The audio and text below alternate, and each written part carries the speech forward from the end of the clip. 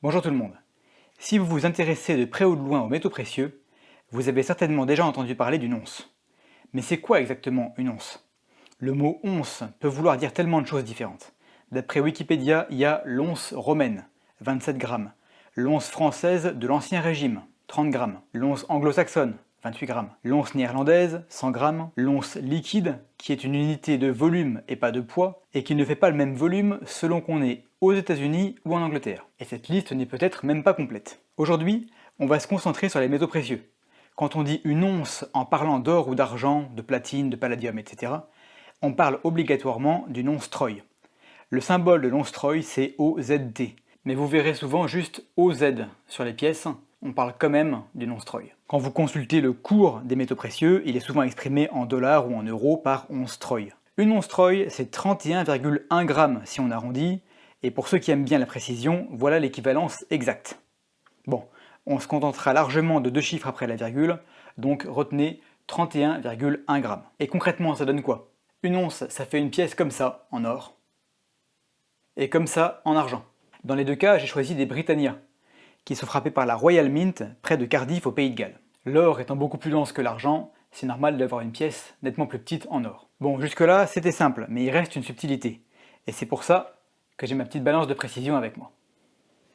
On va peser quelques pièces et puis on va voir ce qui se passe. On va commencer par la Britannia en or une once. Ça, c'est de l'or pur à 999,9 millièmes. Il y a marqué une once dessus, donc elle doit faire 31,1 grammes ou un tout petit peu plus parce que bien sûr, la Mint prend une marge. Voilà, 31,18, aucun problème. Mais regardez cette Krugerrand. Il y a bien marqué une once dessus. Et pourtant, quand je la mets sur la balance, on arrive à 33,97. Elle est plus lourde. Est-ce que c'est une erreur? Non, il n'y a pas d'erreur sur ce genre de pièce. Est-ce que c'est une fausse? Non plus. En fait, c'est tout à fait normal si on sait que les Krugerrand ne sont pas en or pur, mais en alliage. C'est de l'or 916 millième avec un peu d'argent et de cuivre à l'intérieur. Donc, si la pièce est en or pur, elle pèsera exactement ce qui est marqué dessus. Une once par exemple, mais si c'est un alliage, alors une once c'est le poids d'or fin. La pièce pèsera un peu plus lourd. Si vous voulez contrôler une pièce, c'est très important de connaître le poids total auquel s'attendre. Pour ça, un petit coup de Wikipédia et vous avez tout ce dont vous avez besoin. Ici, on voit bien la différence entre le poids et la contenance en or. Et une dernière chose, c'est compliqué de raffiner de l'or.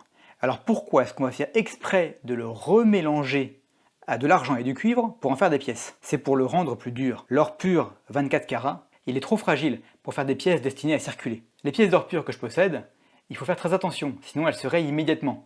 C'est pour ça qu'elles sont toutes sous capsule. Pour les pièces de monnaie, comme l'ont été ces 20 francs or, il faut absolument un alliage. En l'occurrence, ça c'est de l'or à 900 millièmes. Et c'est tout pour aujourd'hui. Si vous avez des questions, posez-les moi en commentaire et j'y répondrai avec plaisir. On se retrouve bientôt pour la prochaine vidéo. D'ici là, soyez prudents, mais sans oublier de rester curieux. La vraie classe, c'est quand on utilise des Napoléons pour caler son présentoir.